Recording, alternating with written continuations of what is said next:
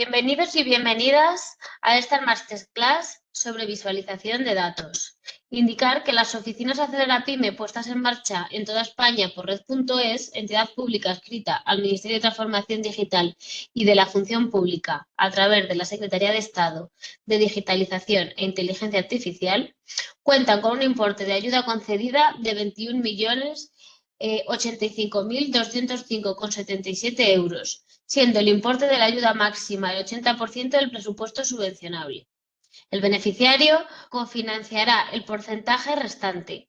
Las actuaciones están financiadas por el Plan de Recuperación, Transformación y Resiliencia a través de los fondos Next Generation EU, en el marco de la Agenda España Digital 2026 y en el Plan de Digitalización de Pymes 2021-2025. Cuya cuarta medida del eje de actuación, digitalización básica para las pymes, incluyendo la creación de una red de oficinas Acelera Pyme.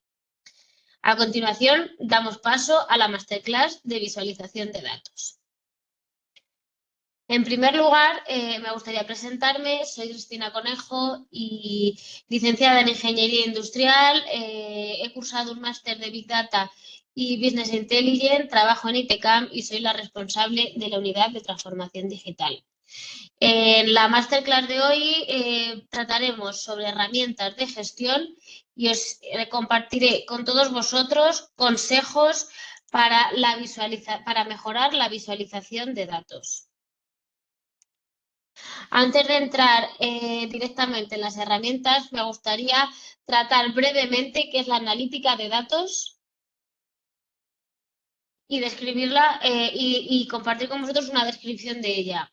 La analítica de datos es la capacidad que tenemos para resolver problemas de negocio en base a un análisis de datos que implique el uso de métodos con un cierto nivel de sofisticación, provenientes del mundo de la estadística, la informática o incluso, muy recientemente, de la inteligencia artificial. Dentro de la analítica de datos, me gustaría poder suscribir 4 tipos diferenciados a raíz de 2 ejes que son muy importantes y que los clasifican.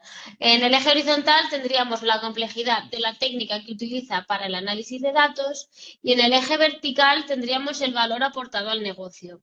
Estas 4 tipologías de analítica de datos, analítica descriptiva, business intelligence, analítica predictiva y analítica prescriptiva, se distribuyen a lo largo de estos 2 ejes, empezando por la analítica descriptiva, aquellas técnicas que son mucho más simples, pero que aportan menos valor, introduciendo mayor componente de técnicas de matemáticas, de estadística o incluso de inteligencia artificial, hasta llegar a la analítica predictiva o prescriptiva, que son las que mayor valor aportan al negocio, ya que pueden ayudar a anticipar determinadas situaciones.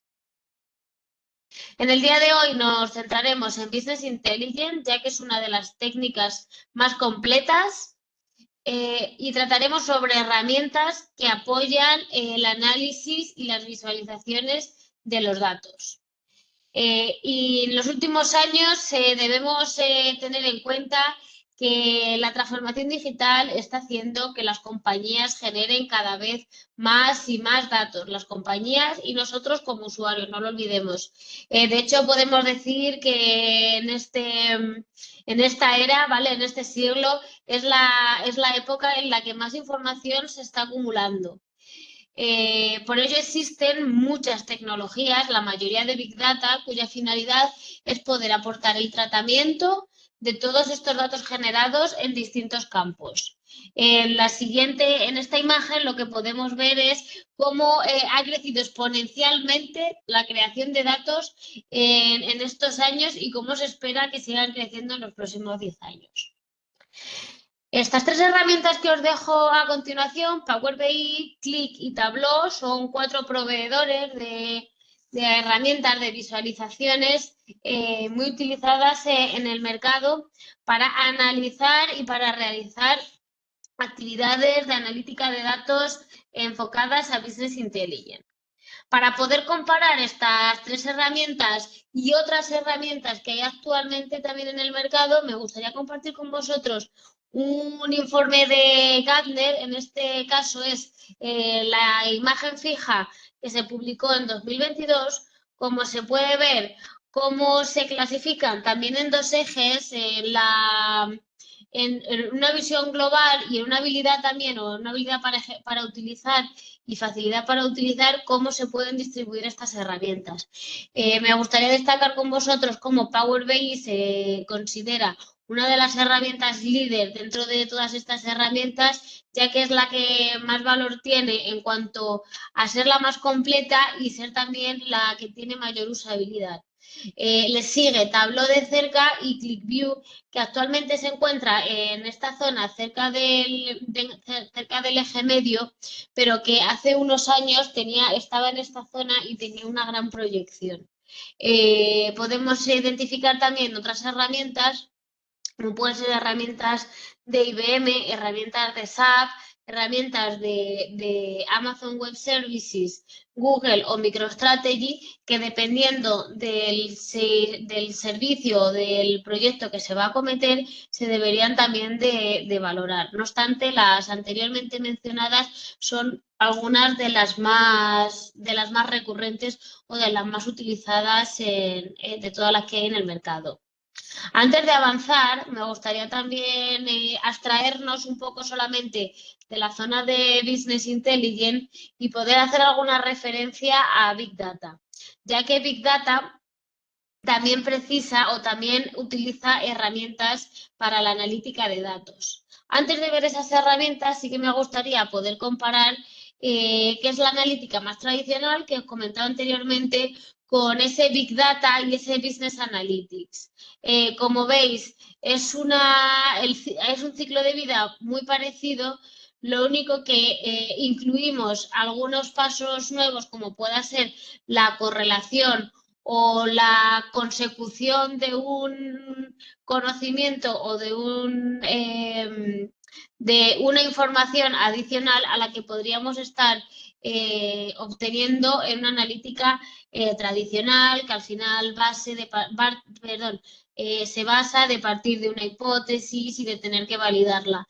Mientras que el Big Data nos permite, pues, explorar de una forma mucho más creativa todos los datos y poder buscar lo que os comentaba antes, una correlación que nos aporte un conocimiento nuevo, no simplemente la respuesta a una hipótesis original. En 2016, como podéis ver, el mapa de herramientas que había para realizar ese Big Data, para poder trabajar con grandes volúmenes de datos, era inmenso. Y podéis imaginar cómo es ahora en 2023. No me quiero ni cómo era en 2023. No me quiero ni pensar cómo puede ser ahora unos meses después. Realmente la creación o la necesidad, mejor dicho, de utilizar cada vez más herramientas o poder combinar herramientas donde implementemos también técnicas de inteligencia artificial, por ejemplo, está haciendo que los mercados de herramientas de visualización sea muy, muy dinámico, se vaya mejorando continuamente y por lo tanto, como veis, este mapa de herramientas es cada vez mayor y mayor. No obstante, antes de avanzar, me gustaría compartir con vosotros esta pregunta, ya que todos estamos muy familiarizados con Excel y sé que seguro que surgen dudas referentes a Excel. ¿Es realmente una herramienta de visualización? Pues me gustaría compartir con vosotros que sí. Todos los que estamos viendo este vídeo, seguro que hemos utilizado Excel, así que os doy la enhorabuena. Estáis utilizando también una herramienta de analítica de datos y de visualización, pero tenemos que ser conscientes de que no nos permite llegar o profundizar tanto como nos puede permitir una herramienta de Business Intelligence. De hecho, una herramienta de Business Intelligence lo que nos va a permitir va a ser elaborar un cuadro de mando integral, ¿vale? Que nos ayude al final a traducir una estrategia empresarial en unos objetivos determinados a partir de la creación de unos indicadores que estén relacionados entre sí. ¿Qué vamos a relacionar entre sí? Pues diferentes perspectivas. Diferentes perspectivas se basarán en datos, ¿vale? De diferentes áreas de la compañía.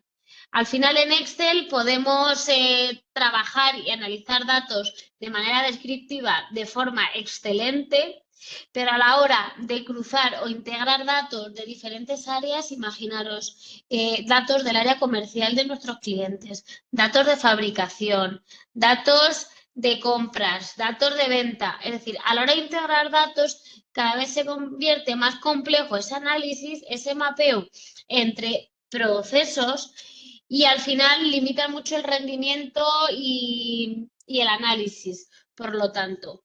Por lo tanto, ¿es necesario hacer siempre cuadros de mando integrales?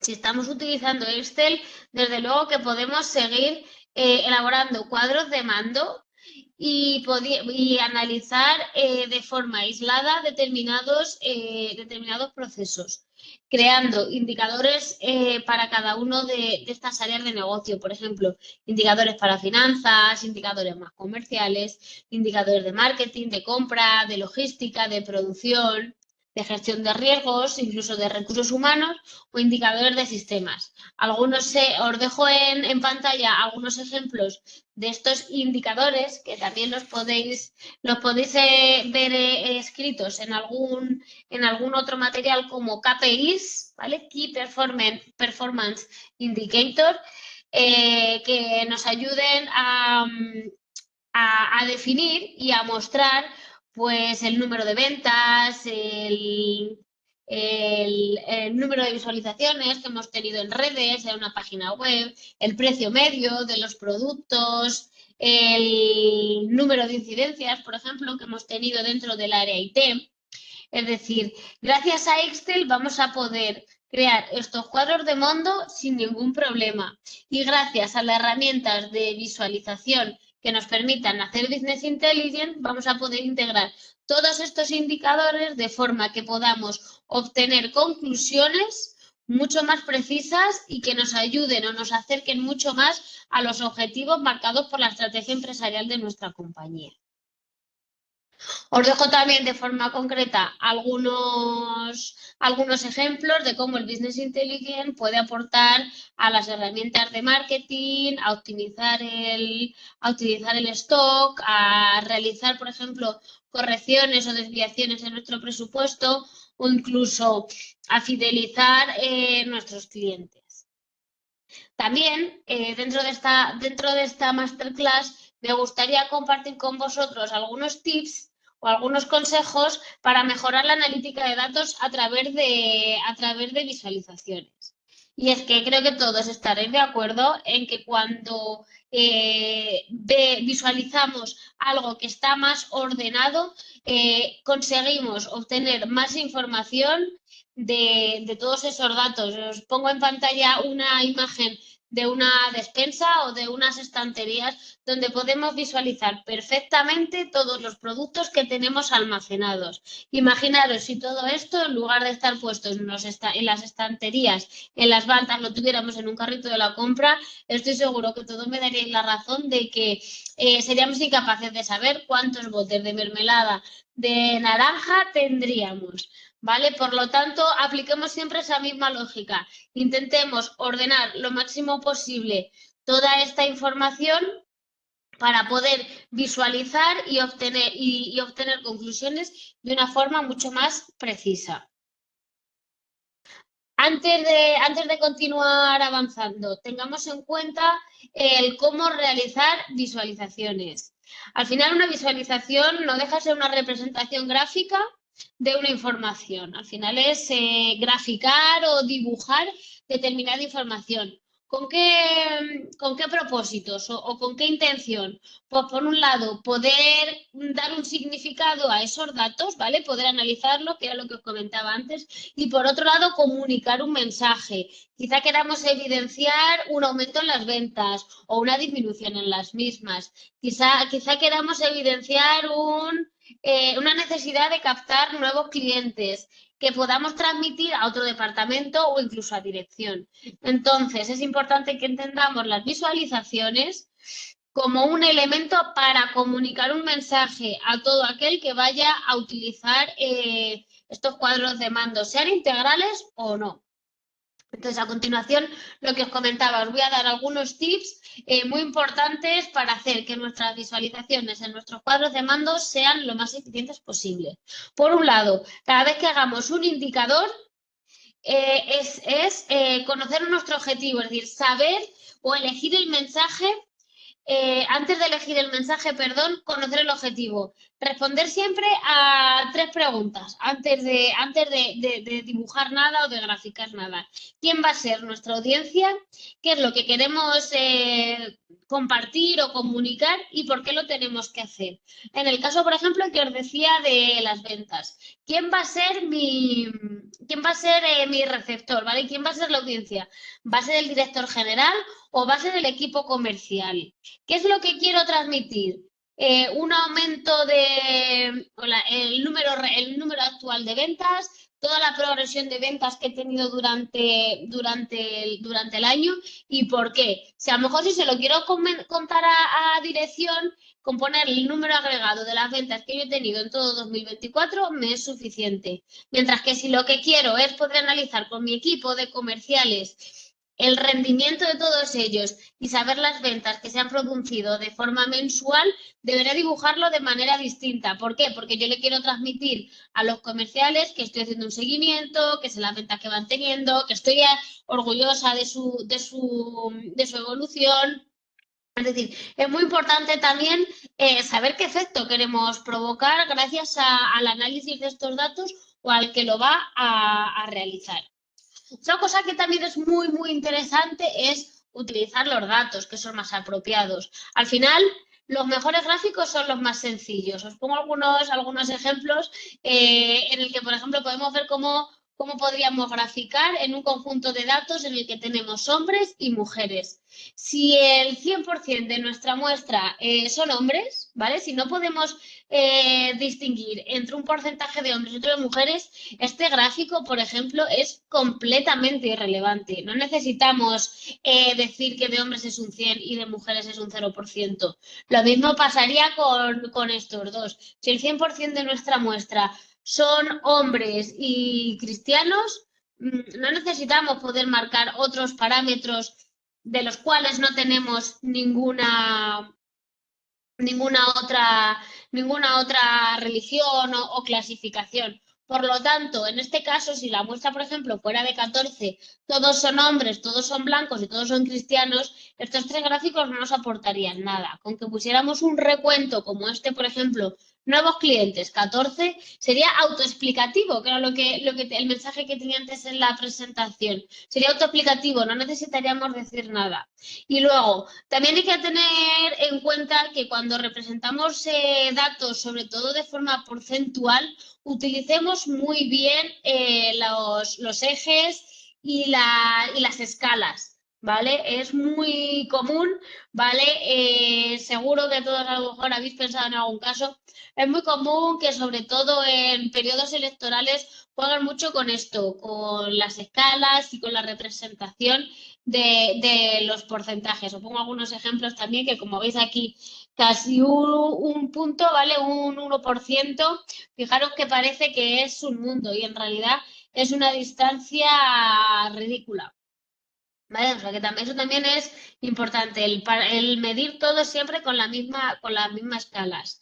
Luego, utilizar las visualizaciones más apropiadas, ¿vale? En función de los datos que tenemos. Aquí os dejo también los gráficos más comunes en función de lo que vamos a representar. Si queremos comparar, yo os recomiendo que utilicemos siempre gráficas de barras. Como mucho podamos utilizar gráficas algún gráfico de líneas donde podamos comparar incluso 2 líneas. Sobre todo estos se utilizan para comparar tendencias. Las ventas, por ejemplo, de varios productos o de 2 comerciales, pues se puede utilizar para ver cómo un comercial va subiendo en ventas y el otro a lo mejor va bajando. Pues quizás porque el comercial 1 se va quedando con la zona del comercial 2, por poner un ejemplo. Para buscar relaciones, también esto sobre todo se suelen hacer estos mapas de calor pues para identificar coincidencias y agrupaciones de datos que son comunes. Composiciones, si lo que queremos también es comparar diferentes elementos o diferentes clasificaciones dentro de la muestra. Y por último también os dejo un gráfico de distribución, si lo queremos también es ver dentro de una dimensión normalizada el volumen que tenemos de unos o de otras. Si queremos comparar variables, pues aquí lo que tenemos que pensar es si, por ejemplo, lo queremos hacer entre varios niveles o en el tiempo, ¿vale?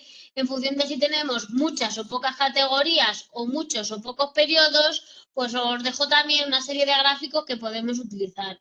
Ante la duda, os dejo marcados en rojo las gráficas comodines que pueden ser más interesantes. De la misma forma, si queremos analizar de una forma dinámica o de una forma estática, bueno, si queremos analizar datos dinámicos o datos estáticos, también os dejo algunas visualizaciones y os marco en rojo aquellas que creo que son bastante más interesantes o útiles. Otro consejo que os doy, el consejo número 4, es que utilicemos los adornos y utilicemos los colores con cabeza. ¿Vale? Son errores muy comunes.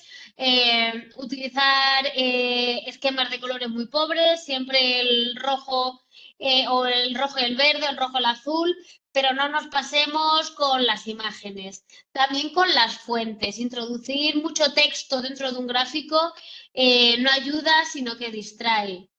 La alineación, siempre que intentemos que todo esté alineado en un eje y todo esté equilibrado y utilizando el mismo patrón. No utilicemos colores de fondo oscuros, ni bordes gruesos o líneas de cuadrículas. Obviamente, imágenes inútiles como la que os pongo en el ejemplo de los plátanos, cero. Y clips art o elementos que ayuden a distraer, a evitar.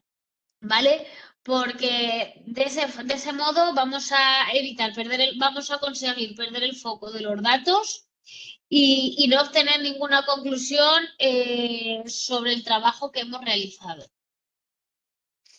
Por último, me gustaría dejaros una regla, ¿vale? Que se utiliza mucho en los campos de diseño visual y diseño gráfico, ¿vale? Que es la regla Gestalt, en el que nos dice que los datos o que el ojo humano, mejor dicho, o nuestras mentes perciben diferentes componentes como parte de un grupo. Por lo tanto, si nuestros datos los dibujamos o los mostramos contando una historia que tenga un cierre, con los datos agrupados de tal forma que hagamos más próximos todos los KPIs o todos los indicadores de temas comunes, ¿vale? Es decir, creemos grupos de proximidad sobre temáticas comunes. Demos continuidad a esa historia, quizá empezando por los indicadores de ventas, pasando a los beneficios de la empresa, es decir, contemos una historia. También agrupemos a través de la semejanza determinados gráficos. Si tenemos, por ejemplo, gráficos de quesitos, intentemos poner todos los gráficos de quesitos juntos para utilizarlos todo como una plantilla. Juguemos mucho también con la figura y con el fondo o intentemos no recargar, mejor dicho, el fondo y utilizar figuras limpias.